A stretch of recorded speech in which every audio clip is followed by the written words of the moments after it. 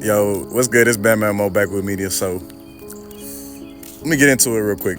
Quick topic for y'all. So people wonder, is magic and you have very mythological creatures, and you know a lot of these different stories that you hear in these different texts, right? Ancient texts, and ancient Sumerian texts, ancient Egyptian texts, on the hieroglyphs that was on the walls in Egypt and things like that, right?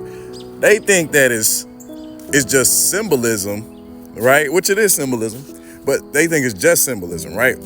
And they ain't never asked themselves, okay, look, so in the Bible, when they go and read their Bible, or Christians go and pick up their Bible, or people, or the other religions go pick up the Quran, or they go pick up all these other books, right? They don't ever say to themselves, well, how did Jesus walk on water? And once again, if you think everything is just symbolism, right? And we're not even gonna get into that, right? So because we know that Jesus was not only a character that they created, but his real name was Yeshua, right? And we know that, as well as your many other deities and many other, religions that have been created, have some aspects of symbolism or allegory, right? And how they relay things to you. But when I'm talking about is the actual, these real beings that was out here, and these real magicians and real things that they actually done. Like, for example, if I'm talking about, let's say I'm talking about on the Egyptian walls, how you have an animal with a cat head and a human body, or a dog head and a human body, or part lion, part what else is it? It's part lion, part bird, part this, part that. You know what I'm saying? And people think it's fake, right? Or people think it's just mythology and story, right? But they don't understand. We can go two different levels on this. We can say, first of all, vibrationally, that everything is created through the imagination, right? And just because you can't see it on this plane, or you can't see it here, don't mean it's not real. Because that's how frequency works. If you look up, if you know quantum physics and you know how energy works, you know that everything is real, or you want to say illusionary, whatever, through an image, whatever. But everything feels real depending upon, the experience, or that reality, or that space that you're in, right? So to something else outside of your viewpoint, or to like, if it was a bacteria inside of your body that can't perceive you, does it think you're real? You know what I'm saying? People never really thought about that. So if just because it's on a different level or a different plane, we tend to say that something is not real, or it's not authentic, or it can't be proven, right? And so you can show people the science, but because they still haven't been able to physically see it, and this even goes back to that inner dialogue again, just because they haven't been able to physically see it, they say it's not real.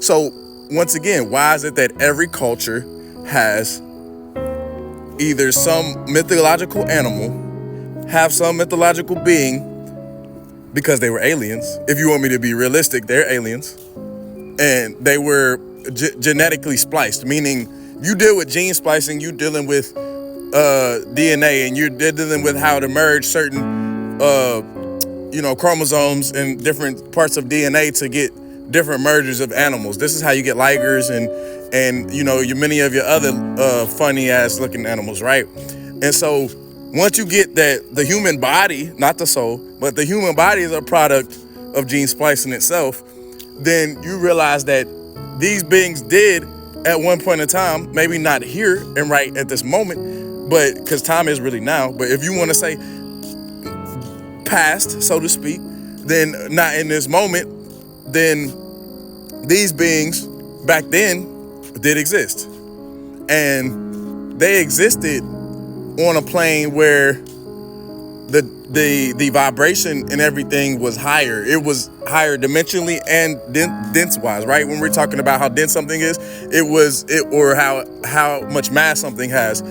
They were able to do things and comprehend things that most people couldn't do or comprehend now. Like magic was very simple to them. Being able to manipulate the elements and the molecules inside of an element and with certain forces of nature, and using certain technologies, or using, the technology inside of their body to be able to manipulate and be able to, like the Force almost. Like if you've seen Star Wars and you seen, like, where do you think they get all this stuff from? Like the Jed Pillar and Jedi, and you talking about Snow White, all of the cartoons, all of Thundercats. We can give many different examples of, what I'm saying? Just you get the point. But a lot of people think it's fake, or they think it's not real because, like I said, they can't see it with their physical eyes. And I say to them, well, look, you believe in Jesus and you can't see Jesus with your physical eyes. You believe in God and you can't see God with your physical eyes. For your atheists, they believe in science and they don't even know, and they don't even know where the fuck they doing with science. Like half of that shit is theory and it's conspiracy. So honestly, then you have people to be like, well, I can't believe in anything. And I'll be like, well, if you don't believe in anything, then hey, you lost, my brother. You feel me? So at the end of the day, it's like, you'll see the correlation between the history of man, between these mythologies of man, between the technology of man, and between the science. And once you start to correlate the science, the spirituality, the religion, mythology, and you start to put these pieces together, you start to realize, oh, these beings were more advanced than us. They had better technology than us. They were smarter than us. So they lie to you about ancient history and try to get you to think that just because, they lived in earlier times or lived in the past, that they were more primitive than us. No. They weren't more primitive. They had better technology, and they destroyed themselves through their own greediness or through their own ego. And just like man does, and through these different, you have 25,000 year cycles, and you have these other smaller cycles inside of time and space, right? And these are talking about the stars and how the stars move and everything like that. And stars are not just, they're gas, they're full of energy, right? We talking about, we're full of photons, neutrons, protons, electrons, neutrons, all that shit, right? And you understand these different forces actually make things move, you know what I'm saying? And you have stars that blow up and create universes and come back together, and black holes and many different things. And so once you see that on different levels, you have different states of being or different states of existence, you see that now, oh, God is not just some mysterious force. It's a force that we can't see because it's past your sight or a vision, right? Your vision is you can only see the visible spectrum. If you talk about electromagnetism, you can only see a certain part of the light spectrum. You're only seeing the emotional spectrum, and that's only 7 colors.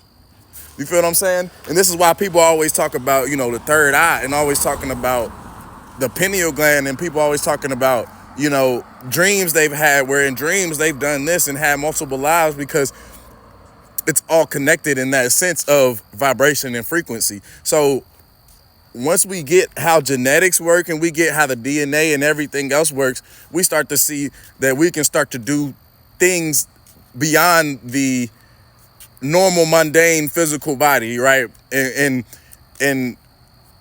like I said, hey, y'all want to be able to see and do these things and be able to live in that higher state of existence, we all have to start getting there with the frequently. You know what I'm saying? We have to continue to upgrade ourselves, meaning not just eating healthy, but also, what we watch, what we do on a day-to-day basis. You feel what I'm saying? And this is Mo. I just wanted to let y'all about that real quick.